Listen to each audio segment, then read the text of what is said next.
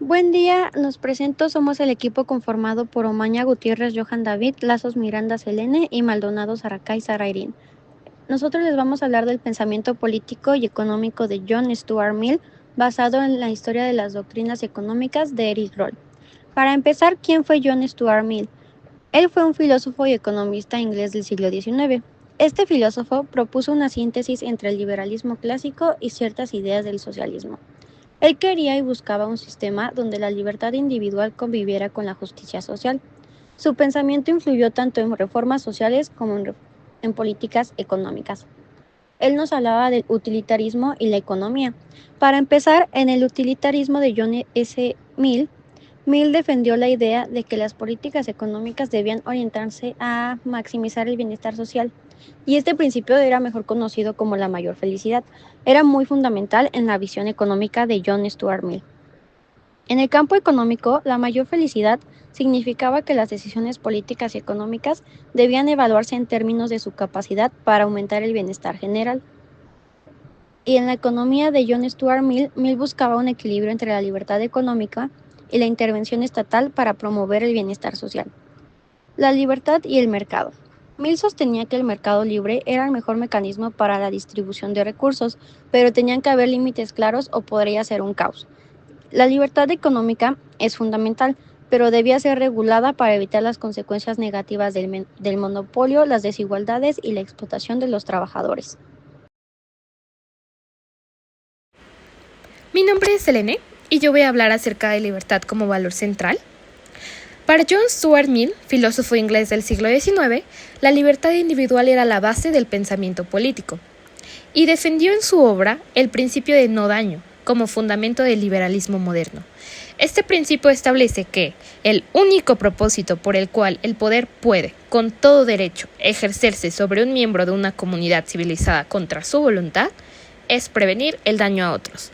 Según Mill, el Estado no debe intervenir en las decisiones personales de los individuos si éstas no perjudican a terceros. Por ejemplo, prácticas como el consumo de sustancias recreativas o la elección de una orientación sexual distinta no deberían ser objeto de prohibición estatal, siempre y cuando no causen daño a otras personas.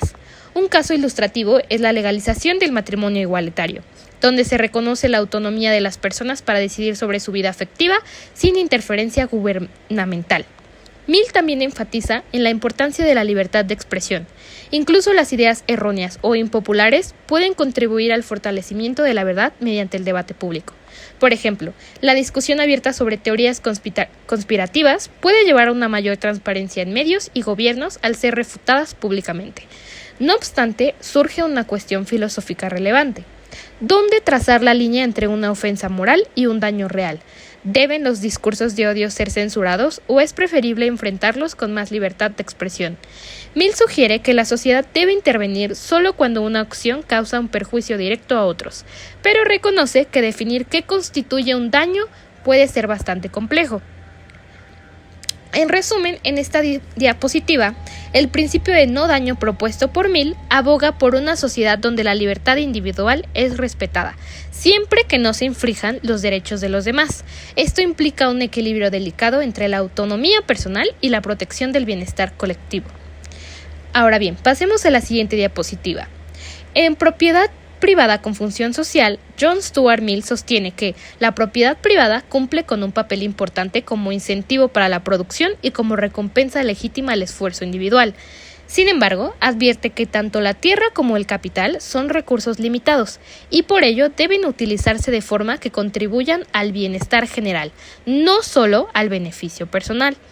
Esta visión lo lleva a proponer una regulación moderada del derecho de propiedad. Si bien defiende su existencia, insiste en que su ejercicio debe subordinarse al interés colectivo.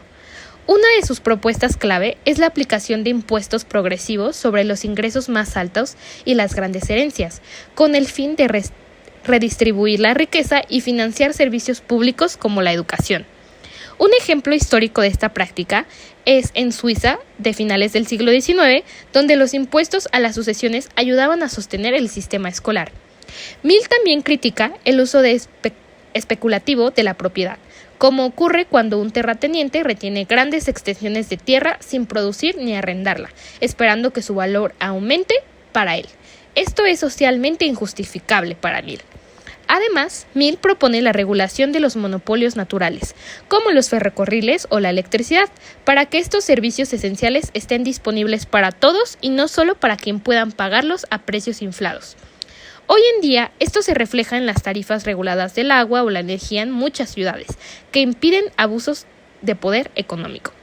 Finalmente, Mill también apoya medidas que aseguren el acceso equitativo a los recursos productivos, como el reparto justo de tierras o el otorgamiento de microcréditos, semejante al modelo de Grameen Bank en Bangladesh, que busca empoderar económicamente a los sectores excluidos sin suprimir el sistema de propiedad. En resumen, en esta diapositiva,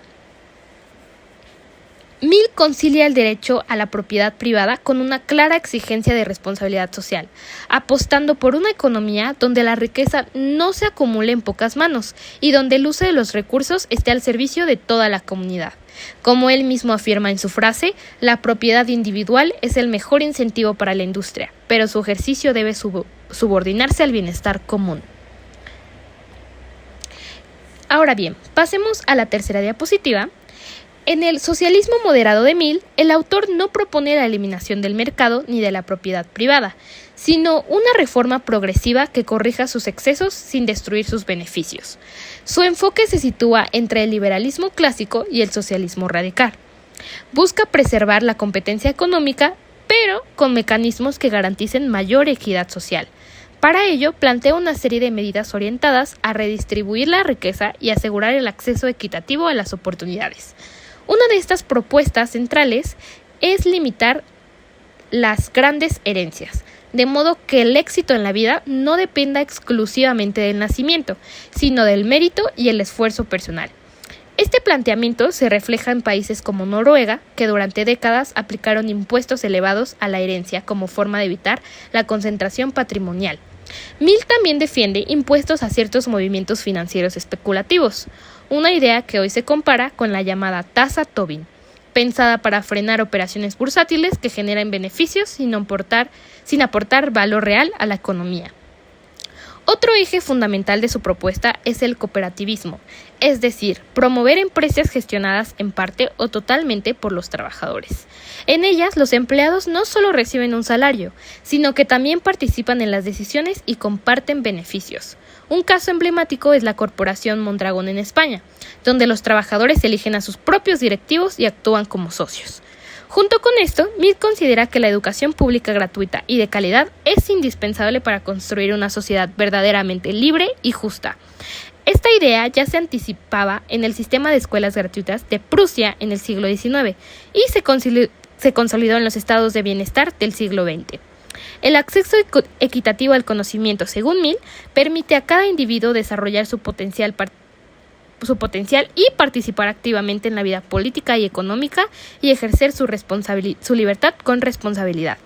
En conjunto, estas reformas constituyen la base del llamado liberalismo igualitario y del moderno estado de bienestar, donde la libertad del mercado convive con una red de protección social sólida, financiada con impuestos progresivos.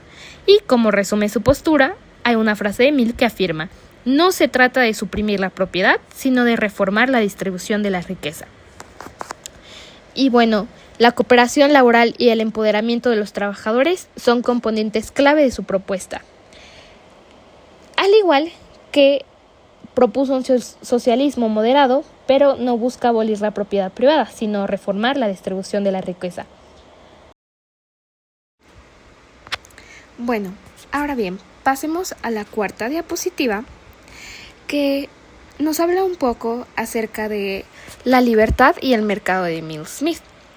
Como estuvimos hablando anteriormente, John Stuart Mill defendió con firmeza la libertad individual como valor supremo dentro de la vida política y social, y para él cada persona debe tener derecho a pensar, expresarse y actuar como desee, siempre que no cause daño a los demás. Esto hace referencia al principio de no daño que había comentado anteriormente. Y este principio de no daño guía su visión del Estado. El gobierno como dije anteriormente, no debe intervenir en la vida de los ciudadanos salvo para proteger a terceros de un perjuicio directo. Y dimos el ejemplo de una persona que tiene derecho a vivir según sus creencias religiosas, a expresar opiniones impopulares o a adoptar un estilo de vida excéntrico sin que el Estado interfiera, siempre y cuando esto no afecte a otros. Mill cree que la libertad de pensamiento y discusión es esencial, ya que incluso las ideas erróneas tienen un valor al ayudarnos a cuestionar y reforzar nuestras creencias verdaderas. ¿Pero qué tiene que ver esto con el mercado? En cuanto al mercado, Mill apoya la economía liberal, pero con matices. Reconoce que la libertad económica, es decir, el derecho a producir, comerciar y poseer propiedad, es fundamental para la prosperidad y el desarrollo individual. Sin embargo, no cree que el mercado deba operar sin restricciones. Propone una intervención moderada del Estado para corregir desigualdades y evitar abusos. Por ejemplo, defiende los impuestos progresivos, el control sobre monopolios naturales y la garantía de ciertos derechos sociales como la educación. Además, considera que la propiedad privada debe cumplir una función social. No basta con que alguien posea algo, debe usarlo de forma que no perjudica el bienestar común. Así, Mill propone un equilibrio entre la libertad personal y la justicia social. Un sistema donde las personas puedan desarrollarse libremente, pero dentro de un marco económico que limite los excesos del mercado y asegure una base mínima de igualdad de oportunidades para todos. Eso sería todo de mi parte. Mi nombre fue Selene y a continuación mi compañero Johan le expondrá el resto. A mí me tocó hablar sobre la educación y el proceso social. Mill creía que la educación era clave para una sociedad justa. Defendía la información de ciudadanos críticos y responsables. También apostaba por una democracia con individuos educados y autónomos. El conocimiento era esencial para la libertad real. En el siguiente subtema fue el legado de John Stuart Mill. Mill marcó el pensamiento político moderno. También fue pionero en proponer una síntesis entre libertad individual y justicia social. Inspiró reformas en educación, derechos civiles y leyendas laborales. Su pensamiento sigue influyendo en el liberalismo social actual. Y ya para terminar las conclusiones, el pensamiento de John Stuart Mill presenta una visión compleja del liberalismo, combinando la defensa de la libertad individual con la necesidad de intervención estatal para corregir desigualdades sociales. Mill influye en los debates sobre libertad, economía y justicia social en el contexto del capitalismo industrial. Su enfoque del socialismo moderado, la regulación económica y la importancia de la educación y la igualdad de género siguen siendo temas claves en teoría económica y política contemporánea. Eso sería todo.